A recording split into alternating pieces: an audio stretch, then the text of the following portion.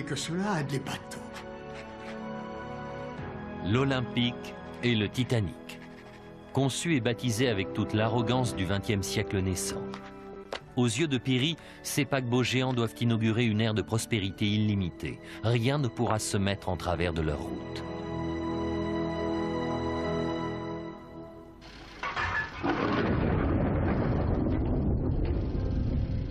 Mais avant que Lord Peary ne puisse bâtir l'avenir, il doit détruire le passé. 3 cales sont entièrement rasées pour faire place à 2 immenses ponts volants où l'Olympique et le Titanic seront installés.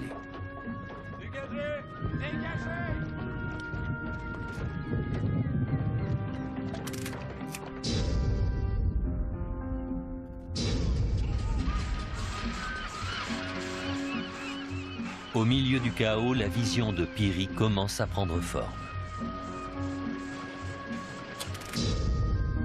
Ces vaisseaux monumentaux auront besoin d'un portique de construction sans précédent. Une complexe structure en acier suffisamment grande pour permettre aux 2 paquebots d'y entrer côte à côte. 70 mètres de haut, 250 mètres de long et 85 mètres de large. Le portique est une construction unique, imaginée par Harland & Wolff. Il faudra 2 ans pour l'achever, pour un montant de 100 000 livres, l'équivalent de 10 millions d'euros actuels. Au cœur du portique se trouve un système élaboré de grues mobiles, conçu pour accéder à chaque endroit du navire en contrebas. Lord Peary a promis de bâtir les plus grands bateaux que le monde ait jamais vus. Ces ingénieurs concepteurs sont chargés de les imaginer dans leurs moindres détails. Ils sont dirigés par Alexander Carlyle.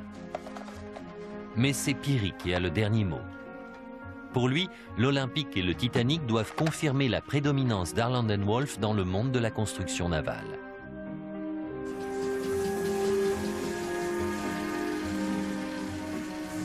Et même ses plus jeunes ouvriers se prennent au jeu.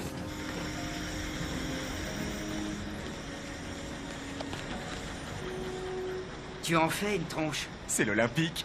Eh bah quoi, l'Olympique? Tu sais qu'on fixe sa quille demain? Ouais. On a été choisis pour aller les tançonner. Ouais, monsieur. Tu parles. Oh, tu te rends pas compte? Ce sera le bateau le plus connu du monde entier. Comme le Titanic. Et Monsieur Frost dit que notre équipe va poser les machines du Titanic. Mais l'Olympique sera le premier fini. Et après? C'est lui le modèle. Mes fesses. C'est lui qui compte. L'Olympique sera le paquebot dont on racontera les exploits. Ah ouais? Tu rêves. Le premier à être mis en chantier, le premier lancé, le premier à traverser l'Atlantique. Le Titanic sera le plus puissant des bateaux. Donc personne se rappellera. L'excitation est palpable sur le chantier. Le nouveau portique attend que les navires s'élèvent sous sa protection. Et une poignée d'ouvriers ose à peine rêver qu'ils pourront un jour naviguer à bord. Mais d'abord, il faut donner corps à ces géants des mers.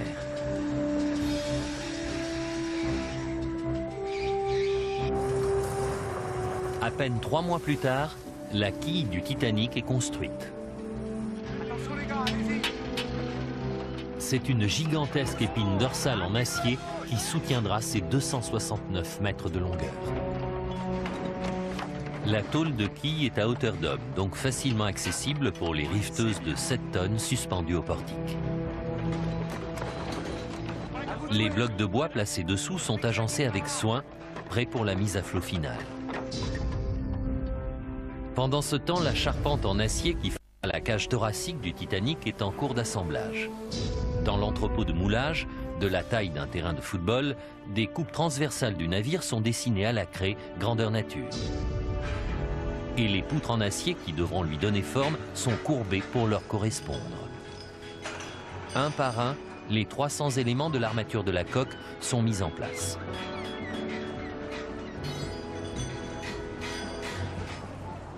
Les ambitions de Lord Peary grandissent elles aussi, mais cette fois sur la scène politique. Peary a toujours été unioniste, satisfait de la place de l'Irlande au sein du Royaume-Uni.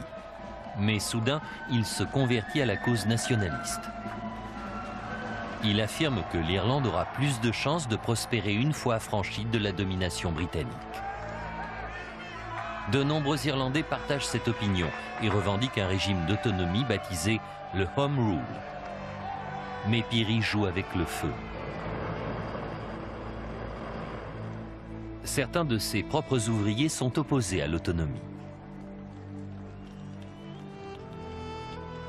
À mesure que le Titanic prend forme, un fossé se creuse dans le chantier naval.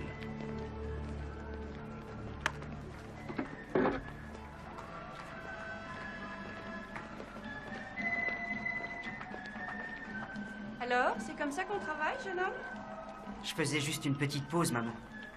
Quel spectacle, quand même. Regarde. Il y a beaucoup de gars qui travaillent sur le chantier. T'as vu? C'est Monsieur Frost, mon contremaître. Vaut mieux pas qu'il te voie en train de t'amuser au lieu d'étudier. Avec tous les examens que tu dois passer. La famille de Tommy Millard caresse ses propres rêves. Dis, papa, il naviguera où quand tu l'auras construit? En Amérique. Où c'est, l'Amérique? Je vais te montrer. Ici, c'est l'Irlande, avec Belfast, là. Et ici, c'est l'Amérique. Beaucoup de gens y vont. Beaucoup d'Irlandais comme nous y vont. Pourquoi? Leur tarte aux pommes. Quoi? Ils prétendent qu'ils font la meilleure tarte aux pommes du monde. Ils la préparent suivant une recette spéciale. Elle est recouverte de crème. Sérieusement? Et on peut y aller? Tommy, T'es toujours pas dans ton assiette? je me sens un petit peu fatiguée, c'est pas grave. Tu dois aller chez le docteur Henry. On n'a plus les moyens. Un confort rudimentaire et tout juste assez sur la table pour nourrir les ouvriers qui bâtissent le Titanic. Et nos passagers de première classe, les plus exigeants, auront un choix de 39 suites privées dont chacune se composera d'une chambre à coucher, d'une salle de bain, d'un salon et d'une salle à manger privée, avec tous les équipements de très haute gamme. Oui, messieurs, mais aussi splendides que soient ces beaux projets, nous étions d'accord pour évoquer des sujets plus triviaux aujourd'hui. En conclusion, messieurs, je propose que nous installions 16 postes de secours, comportant chacun 4 canots de sauvetage, ce qui porterait à 64 le total des chaloupes de sauvetage. Ce qui excède de beaucoup la réglementation imposée par le ministère du Commerce. Oui, selon les critères actuels en vigueur. Mais compte tenu de la taille de ces bateaux, nous devons nous attendre à ce qu'ils exigent des équipements de secours plus importants. William? Je suis sûr que le mieux, c'est de se préparer à toute éventualité. Maintenant, voyons les plans du salon des premières classes. C'est le château de Versailles.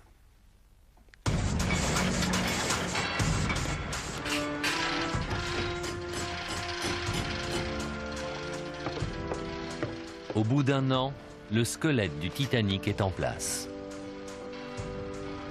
Il est temps de poser son enveloppe. 2000 plaques en acier de 9 mètres de long sur 1,80 m de large. Chacune d'elles mesure près de 3 cm d'épaisseur et pèse 3 tonnes. Les plaques sont fixées à la charpente par des rivets, des agrafes de fer. Mais les lignes courbes de la coque sont trop complexes pour les machines. Il faut faire appel au jugement précis et à la force musculaire des hommes. 3 millions de rivets pesant en tout 1500 tonnes doivent maintenir le navire. Le Titanic grandit et en dessous, le travail de mise en place des étançons en bois continue. C'est difficile et dangereux. C'est pas passé loin, Jimmy, hein?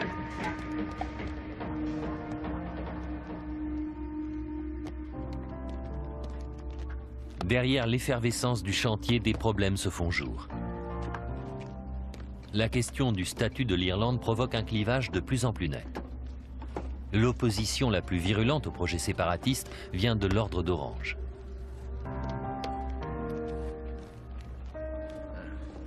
C'est Alfie Cunningham, pas vrai? Ouais, exact. Ça te dirait pas de t'inscrire dans une loge? Oh ben, j'y ai bien pensé, sauf que j'ai La pas... loge Bally McCarrat, mon garçon. On se Je voit- sais où ça se passe. Alors c'est parfait. On se réunit les lundis, mercredis et vendredis soirs. J'espère qu'on t'y verra. D'accord. Possible que je vienne.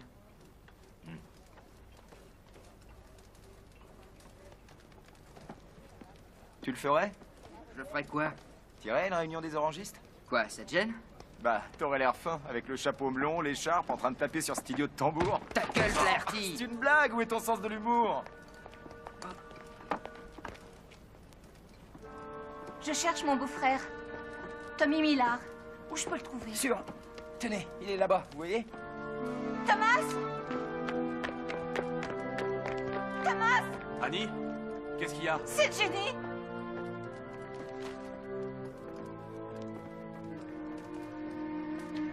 La chance de Tommy Millard est en train de tourner. Je l'ai trouvé allongé sur le sol.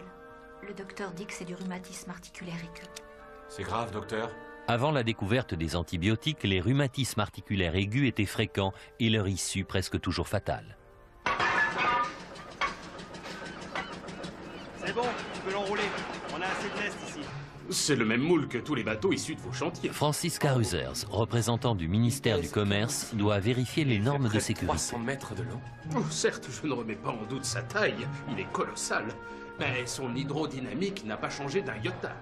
La coque est longue et étroite comme avant. C'est pour cela qu'on les surnomme les lévriers des océans. Ou les cercueils flottants, comme vos rivaux les appellent. Il n'est plus l'heure de plaisanter, monsieur Carruthers.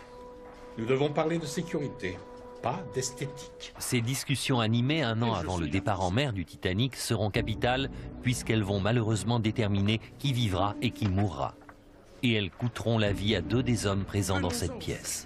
Que se passera-t-il en cas de collision? Quelles en seraient les conséquences pratiques? Eh bien, je crois pouvoir affirmer que notre nouveau système de porte de cloisonnement est à la fois révolutionnaire et unique. La zone sinistrée sera totalement isolée du reste du vaisseau, hermétiquement étanche. En théorie, il devrait rester à flot quelle que soit la gravité des dégâts. Le bateau est, au sens littéral, son propre canot de sauvetage. Néanmoins, je veillerai à ce qu'on vous autorise, voyons, 16 canots de sauvetage. 16?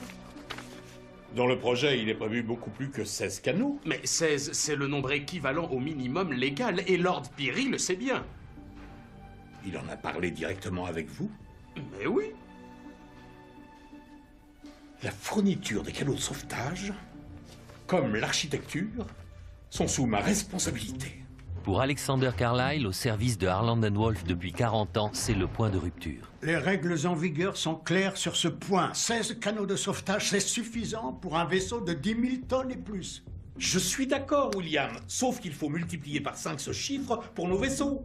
Comment diable comptez-vous faire tenir plus de 3000 passagers dans 16 canots de sauvetage? J'ai généreusement offert de fournir en plus 4 radeaux de sauvetage. Maintenant, nous allons au-delà de ce que le règlement exige. Oh, le règlement est tout à fait obsolète. Il ne s'agit là que d'un risque théorique, Alexandre. Nos nouveaux bateaux ont été conçus par vous, pour qu'ils ne puissent pas couler. Vous êtes donc aveugle, William? Aucune création humaine n'est infaillible. La première règle de sécurité est certainement d'imaginer justement l'inimaginable. Et cela vous plairait que vos passagers en fassent autant? Quoi? Vous êtes-vous demandé ce que eux penseraient si le pont promenade était tapissé de chaloupes de sauvetage? Alors vous craignez que les passagers puissent prendre peur en voyant les canots de sauvetage? Vu le nombre que vous recommandez, oui. Notre intention est d'offrir aux passagers une expérience inoubliable. Pas de les effrayer au point qu'ils ne veuillent plus remettre les pieds sur un de nos bateaux. Donc, tout se résume à une question de rentabilité, au fond. Tous nos bateaux doivent naviguer à profit, Alexandre. Je dois les construire à profit aussi. Et bien sûr, si vous évitez de payer quelques douzaines de chaloupes, ça vous fera une économie petite, mais bienvenue sur votre marge de bénéfice. Tout à fait injuste. Alexandre! Ce jour-là, Carlyle décide de quitter l'entreprise. Le Titanic sera le dernier navire auquel il apposera sa marque. Le Titanic a besoin d'un nouveau concepteur en chef. Aux yeux de Lord Pirrie, il n'y a qu'un seul candidat possible, son neveu, Thomas Andrews.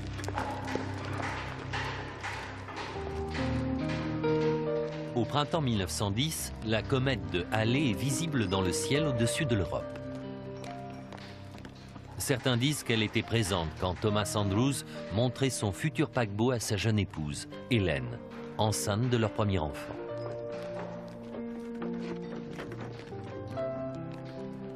Cette comète est-elle le signe d'un mauvais présage? C'est mon œuvre maintenant, Hélène. Quoi qu'il en soit, les destins du Titanic et de Thomas Andrews sont désormais liés à jamais.